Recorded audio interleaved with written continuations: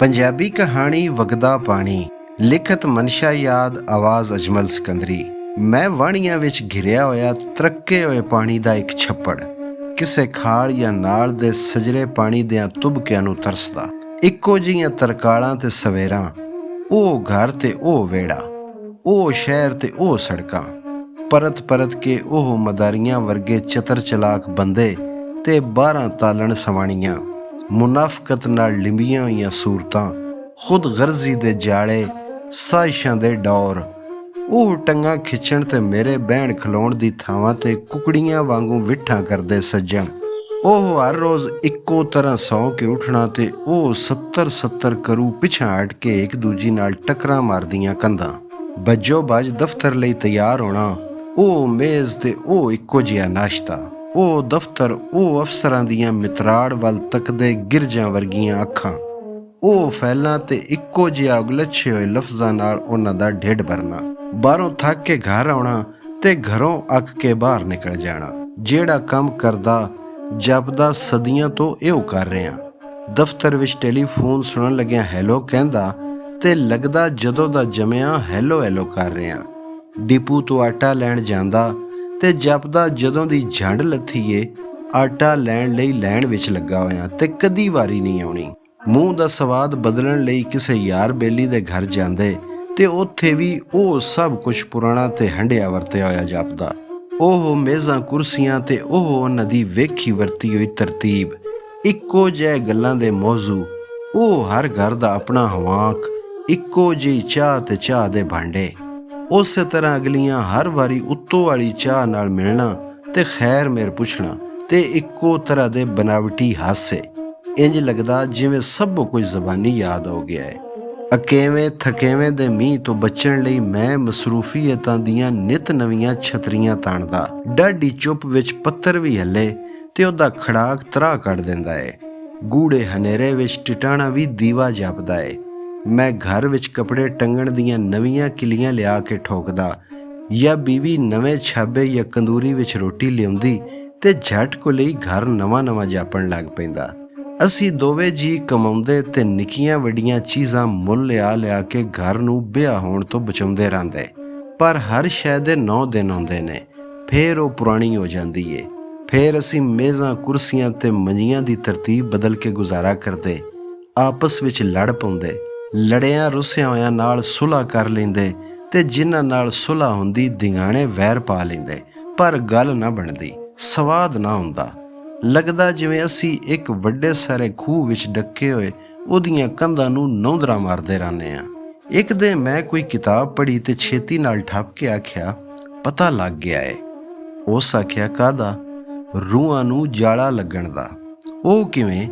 ਉਹ ਇਸ ਤਰ੍ਹਾਂ ਪਈ ਅਸਾਂ ਆਪਣੇ ਆਪ ਨੂੰ ਆਪ ਵਕਤ ਪਾਏ ਹੋਏ ਨੇ। ਸਾਨੂੰ ਤਕੱਲਫ ਤੇ ਉਚੇਚ ਛੱਡ ਕੇ ਸਾਦਾ ਜ਼ਿੰਦਗੀ ਗੁਜ਼ਾਰਨੀ ਚਾਹੀਦੀ ਏ। ਸਾਦਗੀ ਨਾਲ ਰਹਿਣਾ, ਸਾਦਾ ਖਾਣਾ ਤੇ ਸਾਦਾ ਪੀਣਾ ਚਾਹੀਦਾ ਏ। ਵਿਡਿਆਈ, ਖੁਦ ਨੁਮਾਇਸ਼ੀ ਤੇ ਤਕੱਲਫਾਤ ਤੋਂ ਪਰਹੇਜ਼ ਕਰਨਾ ਚਾਹੀਦਾ ਏ। ਤੇ ਇਸ ਉੱਤੇ ਸਾਨੂੰ ਅੱਜ ਤੋਂ ਇੱਕ ਨਵੀਂ ਹਯਾਤੀ ਦੀ ਬਿਸਮਿਲ੍ਲਾ ਕਰਨੀ ਚਾਹੀਦੀ ਏ। ਉਹਨੇ ਆਖਿਆ, ਕਿਉਂ ਨਾ ਛੁੱਟੀਆਂ ਲੈ ਕੇ ਪਿੰਡ ਟੁਰ ਚਲੀਏ ਤੇ ਕੁਝ ਦਿਨ ਸਾਦਾ ਤੇ ਫਿਤਰੀ ਜ਼ਿੰਦਗੀ ਗੁਜ਼ਾਰੀਏ ਤੇ ਹੌਲੀ ਹੌਲੀ ਉਹਦੀ ਆਦਤ ਪਾਈਏ। ਮੈਂ ਆਖਿਆ, ਬਿਲਕੁਲ ਠੀਕ ਏ। ਮੈਨੂੰ ਪਿੰਡ ਗਿਆ ਨੂੰ ਕਿੰਨੇ ਹੀ ਸਾਲ ਹੋ ਗਏ ਨੇ। ਪਿੰਡ ਵਾਲੇ ਜਦੋਂ ਆਉਂਦੇ ਨੇ ਸ਼ਿਕਾਇਤ ਕਰਦੇ ਨੇ ਕਿ ਮੈਂ ਉਹਨਾਂ ਨੂੰ ਭੁੱਲ ਗਿਆ। ਖਬਰੇ ਆਬੋ ਹਵਾ ਦੀ ਤਬਦੀਲੀ ਨਾਲ ਬਦਬੂ ਦਾ ਇਹ ਅਹਿਸਾਸ ਘਟ ਜਾਏ ਜਿਹੜਾ ਇੱਕੋ ਸ਼ਹਿਰ ਵਿੱਚ ਰਹਿੰਦਿਆਂ ਤੇ ਇੱਕੋ ਜਿਹੇ ਬਾਹਰੋਂ ਲਿਸ਼ਕਦੇ ਪਰ ਅੰਦਰੋਂ ਲੀਰਾਂ ਲੱਥੇ ਲੋਕਾਂ ਵਿੱਚ ਰਹਿੰਦਿਆਂ ਸਾਨੂੰ ਦਿਨ ਰਾਤੀ ਘੇਰੀ ਰੱਖਦਾ ਹੈ। ਉਹਨੇ ਆਖਿਆ, ਠੀਕ ਏ, ਪ੍ਰੋਗਰਾਮ ਬਣਾ ਲਓ। ਮੈਂ ਵੀ ਇੱਕ ਜਿਹੇ ਭਾਂਡਿਆਂ ਵਿੱਚ ਆਲੂ ਗੋਸ਼ਤ ਤੇ ਗੋਸ਼ਤ ਆਲੂ ਪਕਾ ਕੇ ਅੱਕ ਗਈ ਹਾਂ। ਤੁਹਾਡੀ ਸਾਦਗੀ ਵਾਲੀ ਗੱਲ ਬੜੀ ਅੱਛੀ ਏ। ਇਹਦੀ ਬਿਸਮਿਲ੍ਲਾ ਅੱਜ ਤੋਂ ਹੀ ਹੋਣੀ ਚਾਹੀਦੀ ਏ। ਤੁਸੀਂ ਦੱਸੋ ਕਦੋਂ ਤਿਆਰੀ ਕਰਾਂ ਪਿੰਡ ਜਾਣ ਦੀ? ਹੁਣੇ ਤੂੰ, ਮੈਂ ਆਖਿਆ, ਤੇ ਪਿੰਡ ਜਾਣ ਦੀ ਤਿਆਰੀ ਸ਼ੁਰੂ ਹੋਈ। ਪੈਸੇ ਟਕੇ ਦਾ ਹਿਸਾਬ ਕੀਤਾ ਤੇ ਅਸਾਂ ਆਪਣੇ ਦਫ਼ਤਰਾਂ ਵਿੱਚ ਛੁੱਟੀ ਲਈ ਅਰਜ਼ੀਆਂ ਦਿੱਤੀਆਂ ਤੇ ਮਨਜ਼ੂਰ ਕਰਾਈਆਂ। ਰੇਲ ਕਾਰ ਦੀਆਂ ਸੀਟਾਂ ਬੁੱਕ ਕਰਾਈਆਂ ਤੇ ਇੱਕ ਦੋਸਤ ਨੂੰ ਆਖ ਕੇ ਇੱਕ ਇਤਬਾਰੀ ਕਿਸਮ ਦਾ ਬੰਦਾ ਲੱਭਿਆ ਜਿਹੜਾ ਸਾਡੇ ਪਿੱਛੋਂ ਘਰ ਦੀ ਚੌਕੀਦਾਰੀ ਕਰੇ। ਉਹਨੂੰ 2 ਦਿਨ ਪਹਿਲਾਂ ਬੁਲਾ ਕੇ ਸਭ ਕੁਝ ਸਮਝਾ ਦਿੱਤਾ ਭਈ ਪਾਣੀ ਦੀ ਟੂਟੀ ਤੇ ਸੂਈ ਗੈਸ ਦਾ ਚੁੱਲ੍ਹਾ ਕਿਵੇਂ ਬੰਦ ਕਰੀਦਾ ਏ। ਉਹਨੂੰ ਪੱਕੀ ਕੀਤੀ ਭਈ ਉਹ ਰਾਤ ਨੂੰ ਬਹੁਤੀ ਦੇਰ ਬੱਤੀ ਨਾ ਬਾਲੀ ਰੱਖਿਆ ਕਰੇ। ਦੁੱਧ ਵਾਲੇ ਤੋਂ ਇੱਕ ਪਾ ਤੋਂ ਵੱਧ ਦੁੱਧ ਨਾ ਲਵੇ। ਅਖਬਾਰ ਵਾਲੇ ਨੂੰ ਮਨਾ ਕਰ ਦਿੱਤਾ ਹੈ ਵੀ ਉਹ ਕੁਝ ਦਿਨਾਂ ਲਈ ਅਖਬਾਰ ਬੰਦ ਕਰ ਦੇਵੇ, ਪਰ ਜੇ ਉਹ ਗਲਤੀ ਨਾਲ ਸੱਟ ਜਾਏ ਤੇ ਉਹਦੀ ਦੁਕਾਨ ਤੇ ਪਰਤਾ ਆਇਆ ਕਰੇ। ਕੁਕੜੀਆਂ ਨੂੰ ਦਾਣਾ ਪਾਉਂਦਾ ਰਵੇ ਤੇ ਕਸਾਈ ਦੀ ਦੁਕਾਨ ਤੋਂ ਛਿਛੜੇ ਲਿਆ ਕੇ ਬਿੱਲੀ ਤੇ ਕੁੱਤੇ ਨੂੰ ਪਾਣਾ ਨਾ ਭੁੱਲੇ। ਅਸਾਂ ਉਹਨੂੰ ਚੰਗੀ ਤਰ੍ਹਾਂ ਸਮਝਾ ਦਿੱਤਾ ਪਈ ਡਾਕ ਸੰਭਾਲ ਕੇ ਕਿੱਥੇ ਰੱਖਣੀ ਹੈ, ਬਿਰੰਗ ਖਤ ਕਿਸ ਤਰ੍ਹਾਂ ਵਾਪਸ ਕਰਨੇ ਨੇ, ਤੇ ਜੇ ਕੋਈ ਪ੍ਰਾਹੁਣਾ ਆ ਜਾਏ ਤੇ ਉਹਦੇ ਰੁਤਬੇ ਦਾ ਗਵੇੜ ਕਿਵੇਂ ਲਾਣਾ ਤੇ ਉਹਦੇ ਨਾਲ ਕਿਸ ਤਰ੍ਹਾਂ ਦਾ ਸਲੂਕ ਕਰਨਾ ਹੈ, ਟੈਲੀਫੋਨ ਕਿਵੇਂ ਸੁਣਨਾ ਤੇ ਕੀ ਜਵਾਬ ਦੇਣਾ ਹੈ, ਤੇ ਰਾਂਗ ਨੰਬਰ ਨਾਲ ਕਿਵੇਂ ਨਿਬੜਨਾ ਹੈ।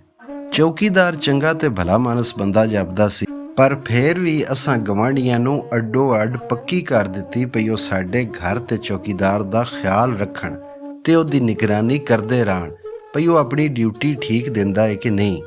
ਆਉਂਦਿਆਂ ਜਾਂਦਿਆਂ ਉਹਦੇ ਨਾਲ ਸਵਾਲ ਜਵਾਬ ਕਰਦੇ ਰਹਿਣ ਤੇ ਜੇ ਕੋਈ ਗੱਲ ਹੇਠਾਂ ਤਾਂ ਹੋ ਜਾਏ ਤੇ ਸਾਨੂੰ ਪਿੰਡ ਦੇ ਪਤੇ ਤੇ ਤਾਰ ਦੇਣ। ਇਹਦੇ ਪਿੱਛੋਂ ਸਮਾਨ ਬੱਝਣ ਲੱਗ ਪਿਆ। ਬਾਲਾਂ ਲਈ ਉਚੇਚੇ ਕੁਝ ਅਜਿਹੇ ਕੱਪੜੇ ਖਰੀਦੇ ਜਿਹੜੇ ਪਿੰਡ ਦੀਆਂ ਚਿੱਕੜ ਭਰੀਆਂ ਗਲੀਆਂ ਤੇ ਧੂੜ ਮਿੱਟੀ ਵਿੱਚ ਕੰਮ ਦੇਣ। ਬੀਵੀ ਲਈ ਜ਼ੇਵਰ ਪਾਣਾ ਤੇ ਨਾਲ ਲੈ ਕੇ ਜਾਣਾ ਜ਼ਰੂਰੀ ਸੀ। ਕਦੀ ਕਿਦਾਈ ਤੇ ਬਿਰਾਦਰੀ ਨੂੰ ਵਿਖਾਉਣ ਦਾ ਮੌਕਾ ਮਿਲਦਾ ਹੈ। ਆਪਣੇ ਲਈ ਅਸਾਂ ਸੁੱਚੇ ਤੇ ਕੀਮਤੀ ਕੱਪੜਿਆਂ ਤੋਂ ਅੱਡ ਕੁਝ ਸਾਦੇ ਤੇ ਮਾਮੂਲੀ ਕੱਪੜੇ ਵੀ ਰੱਖ ਲਏ। ਤੌਲੀਏ, ਜੁਰਾਬਾਂ, ਅੰਡਰਵੇਅਰ, ਮਫਲਰ, ਕੰਬਲ, ਟਾਈਆਂ, ਅਜ਼ਾਰਬੰਦ, ਸੂਟ, ਕੋਟ, ਪਤਲੂਨ, ਸਵੈਟਰ, ਕੋਟੀਆਂ, ਪਜਾਮੇ, ਸ਼ਲਵਾਰਾਂ ਤੇ ਹਰ ਤਰ੍ਹਾਂ ਦੀਆਂ ਜੁੱਤੀਆਂ। ਪਤਾ ਨਹੀਂ ਕਿਹੜੀ ਸ਼ੈ ਦੀ ਕਦੋਂ ਲੋੜ ਪੈ ਜਾਏ। ਨਾਲੇ ਅਸਾਂ ਆਖਰ ਮਾਂ ਪਿਓ ਦੇ ਘਰ ਵਿੱਚ ਡੱਕਿਆਂ ਤੇ ਨਹੀਂ ਸੀ ਰਹਿਣਾ। ਰਿਸ਼ਤੇਦਾਰ ਤੇ ਪਿੰਡ ਵਾਲੇ ਕੀ ਸੋਚਦੇ ਭਈ ਇਹਨਾਂ ਕੋਲ ਬਸ ਇਹੋ 2-4 ਜੋੜੇ ਕੱਪੜਿਆਂ ਦੇ ਨੇ ਜਿਨ੍ਹਾਂ ਨੂੰ ਵਟਾ ਕੇ ਪਾਉਂਦੇ ਰਹਿੰਦੇ ਨੇ। ਇਸ ਖਿਆਲ ਨਾਲ ਭਈ ਪਿੰਡ ਵਿੱਚ ਚੰਗੀ ਚਾਹ ਦੀ ਪੱਤੀ ਨਹੀਂ ਲੱਭਣੀ, ਅਸਾਂ ਆਪਣੀ ਪਸੰਦ ਦੀ ਬ੍ਰਾਂਡ ਦੀ ਚਾਹ ਦੇ ਕੁਝ ਡੱਬੇ ਵੀ ਰੱਖ ਲਏ ਤੇ ਇਸ ਖਿਆਲ ਤੇ ਭਈ ਖਾਲਸ ਦੁੱਧ ਦੀ ਚਾਹ ਖੋਰੇ ਬਾਲਾਂ ਨੂੰ ਹਜ਼ਮ ਨਾ ਹੋਵੇ ਜਾਂ ਸਾਨੂੰ ਉਹਦੇ ਵਿੱਚੋਂ ਹਵਾਕ ਆਏ, ਸੁੱਕੇ ਦੁੱਧ ਦਾ ਇੱਕ ਡੱਬਾ ਵੀ ਨਾਲ ਰੱਖ ਲਿਆ। ਪੱਪੂ ਲਈ 2-4 ਨਿੱਪਲ ਤੇ ਅੜੀ ਪੈ ਜਾਏ ਤੇ ਉਹਨੂੰ ਮਨਾਉਣ ਲਈ ਟਾਫੀਆਂ, ਬਿਸਕਿਟ ਤੇ ਚੁਇੰਗਮ ਵੀ, ਸਗੋਂ ਕੁਝ ਬੁਕਾਨੇ ਵੀ ਰੱਖ ਲਏ। ਕਿਉਂ ਜੇ ਉਹ ਜਦੋਂ ਬਹੁਤੀ ਅੜੀ ਕਰਦਾ ਸੀ ਤੇ ਫੇਰ ਬੁਕਾਨਾ ਪਾੜ ਕੇ ਚੁੱਪ ਹੁੰਦਾ ਸੀ। ਬੁਕਾਨਿਆਂ ਦੀ ਅਸਾਂ ਹਵਾ ਕੱਢ ਲਈ ਕਿਉਂ ਜੇ ਉਹਨਾਂ ਦੇ ਪਾਟਣ ਦਾ ਡਰ ਸੀ। ਨਾਲੇ ਪਿੰਡ ਵਿੱਚ ਹਵਾ ਨਰੋਈ ਸੀ। ਪਿੰਡ ਦੀ ਨਿੱਕੀ ਜਿਹੀ ਹੱਟੀ ਤੇ ਚੀਜ਼ਾਂ ਵਸਤਾਂ ਚੰਗੀਆਂ ਨਹੀਂ ਮਿਲਦੀਆਂ, ਨਾਲੇ ਮਹਿੰਗੀਆਂ ਆਉਂਦੀਆਂ ਨੇ। ਇਸ ਲਈ ਵਾਸ਼ਿੰਗ ਪਾਊਡਰ, ਨਹਾਉਣ ਵਾਲਾ ਸਾਬਣ, ਸ਼ੈਂਪੂ, ਹੇਅਰ ਟਾਨਕ ਤੇ ਹੇਅਰ ਆਇਲ, ਸ਼ੇਵਿੰਗ ਕਰੀਮ ਤੇ ਮੇਕਅਪ ਦਾ ਸਮਾਨ ਵੀ ਨਾਲ ਰੱਖ ਲਿਆ। ਟਰਾਂਸਿਸਟਰ ਤੇ ਟੇਪ ਰਿਕਾਰਡ ਤੇ ਖੈਰ ਬਹੁਤ ਹੀ ਜ਼ਰੂਰੀ ਸਨ। ਅਸਾਂ ਪਿੰਡ ਵਿੱਚ ਗੁਜ਼ਾਰੇ ਹੋਏ ਦਿਨਾਂ ਨੂੰ ਯਾਦ ਰੱਖਣ ਲਈ ਕੈਮਰੇ ਵਿੱਚ ਨਵੀਂ ਫਿਲਮ ਵੀ ਪਵਾ ਲਈ। ਵੱਡੇ ਮੁੰਡੇ ਨੂੰ ਬੰਦੂਕ ਦਾ ਧਮਾਕਾ ਸੁਣਨ ਦਾ ਬੜੇ ਚਿਰ ਤੋਂ ਚਾਅ ਸੀ। ਇਸ ਲਈ ਕੁਝ ਕਾਰਤੂਸ ਤੇ ਬੰਦੂਕ ਵੀ, ਕਿ ਪਤਾ ਕੋਈ ਸ਼ਿਕਾਰ ਵਿਕਾਰ ਵੀ ਲੱਭ ਜਾਏ। ਪਿੰਡ ਵਿੱਚ ਜੁੱਤੀਆਂ ਛੇਤੀ ਖਰਾਬ ਹੋ ਜਾਂਦੀਆਂ ਨੇ, ਇਸ ਲਈ ਵੱਖਰੇ ਵੱਖਰੇ ਰੰਗ ਦੀ ਬੂਟ ਪਾਲਿਸ਼, ਪੜ੍ਹਨ ਲਿਖਣ ਦਾ ਸਮਾਨ, ਰਾਈਟਿੰਗ ਪੈਡ, 2-4 ਬਾਲ ਪੁਆਇੰਟ, ਡਾਕ ਦੇ ਲਿਫਾਫੇ ਤੇ ਟਿਕਟਾਂ। ਉੱਥੇ ਬਹਿ ਕੇ ਦੋਸਤਾਂ ਤੇ ਵਾਕਫਕਾਰਾਂ ਨੂੰ ਖਤ ਲਿਖਾਂਗੇ ਤੇ ਉਹਨਾਂ ਨੂੰ ਵੀ ਪਿੰਡ ਦੀ ਸਾਦਾ ਜ਼ਿੰਦਗੀ ਤੇ ਰਹਿਣ ਸਹਿਣ ਤੇ ਪ੍ਰੇਰਾਂਗੇ। ਪੜ੍ਹੇ ਲਿਖੇ ਬੰਦੇ ਨੂੰ ਜ਼ਰੂਰੀ ਹੁੰਦਾ ਹੈ ਭਈ ਉਹ ਪੜ੍ਹਦਾ ਲਿਖਦਾ ਨਜ਼ਰ ਆਏ। ਹੁਣ ਪਿੰਡ ਵਿੱਚ ਅਖਬਾਰ ਲੱਭਣ ਦੀ ਤੇ ਕੋਈ ਉਮੀਦ ਹੀ ਨਹੀਂ ਸੀ। ਇਸ ਲਈ ਅਸਾਂ ਕੁਝ ਰਿਸਾਲੇ, ਸ਼ਾਇਰੀ ਤੇ ਅਫਸਾਨਿਆਂ ਦੇ ਮਜਮੂਏ ਤੇ ਅੰਗਰੇਜ਼ੀ ਦੇ ਕੁਝ ਨਾਵਲ ਜਿਨ੍ਹਾਂ ਨੂੰ ਸਿਰਫ ਸਜਾਵਟ ਤੇ ਭਰਮ ਰੱਖਣ ਲਈ ਖਰੀਦ ਕੇ ਸ਼ੈਲਫ ਵਿੱਚ ਰੱਖਿਆ ਹੋਇਆ ਸੀ, ਨਾਲ ਰੱਖ ਲਏ ਭਈ ਵੇਹ ਲਾਉਣੀ ਹੈ ਪੜ੍ਹਾਂਗੇ। ਨਾਲੇ ਲੋਕਾਂ ਨੂੰ ਹੈਰਾਨ ਕਰਾਂਗੇ ਭਈ ਇਹ ਏਡੀਆਂ ਮੋਟੀਆਂ ਕਿਤਾਬਾਂ ਦੇ ਇੰਨੇ ਬਰੀਕ ਲਫ਼ਜ਼ ਕਿਸ ਤਰ੍ਹਾਂ ਪੜ੍ਹ ਲੈਂਦੇ ਨੇ। ਬੀਵੀ ਨੂੰ ਕਦੀ ਕਦੀ ਪਿੱਤੇ ਦਾ ਦਰਦ ਹੋ ਜਾਂਦਾ ਸੀ। ਇਸ ਲਈ ਇਹਤਿਆਤ ਦੇ ਤੌਰ ਤੇ ਫੌਰੀ ਅਸਰ ਕਰਨ ਵਾਲੀਆਂ ਗੋਲੀਆਂ ਦੀ ਇੱਕ ਸ਼ੀਸ਼ੀ, ਨਿੱਕੇ ਦੇ ਖੰਘ ਦਾ ਸਿਰਪ, ਕਿਉਂ ਜੇ ਗੰਨੇ ਚੂਪ ਕੇ ਤੇ ਬਾਦੀ ਚੀਜ਼ਾਂ ਖਾ ਕੇ ਖੰਘ ਲੱਗ ਸਕਦੀ ਸੀ, ਸਗੋਂ ਥਰਮਾਮੀਟਰ ਵੀ ਰੱਖ ਲਿਆ। ਪਿੰਡ ਵਿੱਚ ਚੰਗੀ ਬ੍ਰਾਂਡ ਦੇ ਸਿਗਰਟ ਲੱਭਣ ਦਾ ਸਵਾਲ ਹੀ ਪੈਦਾ ਨਹੀਂ ਹੁੰਦਾ। ਇਸ ਲਈ 2-3 ਕਾਰਟਨ ਸਿਗਰਟਾਂ ਦੇ ਅਮਰੀਕਾ ਪਲਟ ਇੱਕ ਦੋਸਤ ਕੋਲੋਂ ਤੋਹਫੇ ਵਿੱਚ ਮਿਲਿਆ ਹੋਇਆ ਗੈਸ ਲਾਈਟਰ ਤੇ ਉਹਦੀ ਗੈਸ ਦੀ ਇੱਕ ਕੁੱਪੀ ਵੀ। ਬਾਲਾਂ ਨੂੰ ਨਾਸ਼ਤੇ ਵਿੱਚ ਡਬਲ ਰੋਟੀ ਖਾਣ ਦੀ ਆਦਤ ਸੀ, ਇਸ ਲਈ ਕੋਈ ਡਬਲ ਰੋਟੀਆਂ ਤੇ ਰਸ ਵੀ ਰੱਖ ਲਏ। ਕਸਟਰਡ ਪਾਊਡਰ, ਰੁਮਾਲੀ ਸੇਵੀਆਂ ਤੇ ਕੁਝ ਡਰਾਈ ਫਰੂਟ ਅਸਾਂ ਉਂਝ ਵੀ ਪਿੰਡ ਵਾਲਿਆਂ ਵਾਸਤੇ ਤੋਹਫੇ ਲੈ ਜਾਣੇ ਸਨ ਤੇ ਘਰ ਵਿੱਚ ਡਿਪੂ ਤੋਂ ਮੰਗਾ ਕੇ ਰੱਖੀ ਹੋਈ ਸਾਰੀ ਚੀਨੀ ਵੀ ਰੱਖ ਲਈ। ਸਗੋਂ ਬੀਵੀ ਨੇ ਪੁਰਾਣੇ ਡਿਜ਼ਾਈਨ ਤੇ ਫੈਸ਼ਨ ਦੀ ਕਰਾਕਰੀ ਵੀ ਇੱਕ ਵੱਡੇ ਸਾਰੇ ਡੱਬੇ ਵਿੱਚ ਬੰਦ ਕਰਕੇ ਨਾਲ ਰੱਖ ਲਈ। ਉਹਦਾ ਖਿਆਲ ਸੀ ਉਹ ਇਹ ਕਰਾਕਰੀ ਪਿੰਡ ਹੀ ਛੱਡ ਆਏਗੀ ਤੇ ਆਉਂਦੀ ਵਾਰੀ ਡੱਬੇ ਵਿੱਚ ਚੌਲ ਭਰ ਲਿਆਏਗੀ। ਪਰ ਜਿਹੜੇ ਦਿਨ ਅਸਾਂ ਜਾਣਾ ਸੀ ਉਸ ਰਾਤੀ ਮੀਂਹ ਪੈ ਗਿਆ।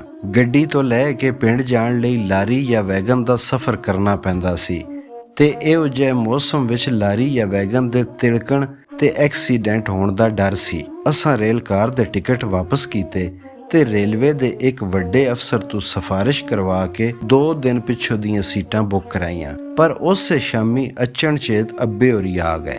ਉਹਨਾਂ ਦੇ ਮੈਲੇ ਜਿਹੇ ਕੱਪੜੇ ਵੇਖ ਕੇ ਲੱਗਦਾ ਸੀ ਜਿਵੇਂ ਹਲ ਵਾਹੁੰਦੇ ਜਾਂ ਪੱਠੇ ਕੁਤਰਦੇ ਉਹ ਕੋਈ ਭੈੜੀ ਖਬਰ ਸੁਣ ਕੇ ਉੱਠ ਖਲੋਤੇ ਤੇ ਕੱਪੜੇ ਬਦਲਿਆਂ ਬਗੈਰ ਹੀ ਟੁਰ ਪਏ। ਉਹਨਾਂ ਕੋਲ ਕੋਈ ਸਮਾਨ ਦਾ ਥੈਲਾ ਨਾ ਬਚਕੀ। ਸਾਡਾ ਤਰਾਹ ਨਿਕਲ ਗਿਆ। ਖੈਰ ਹੋਵੇ ਸੀ। ਸਲਾਮ ਦੁਆ ਤੋਂ ਬਾਅਦ ਪੁੱਛਿਆ ਤੇ ਕਹਿਣ ਲੱਗੇ, ਅੱਜ ਸਵੇਰੇ ਗੋਡੀ ਕਰਦਿਆਂ ਅਚਣਚੇਤ ਤੁਹਾਨੂੰ ਤੇ ਬਾਲਾ ਨੂੰ ਵੇਖਣ ਲਈ ਦਿਲ ਹੁਸੜਿਆ। ਮੈਂ ਘਰ ਜਾ ਕੇ ਤੁਹਾਡੀ ਅੰਮੀ ਨੂੰ ਦੱਸਿਆ, ਕਿਰਾਇਆ ਲਿਆ ਤੇ ਟੁਰ ਪਿਆ। ਸੋਚਿਆ ਆਪਣੇ ਹੀ ਘਰ ਤੇ ਚਲਿਆ।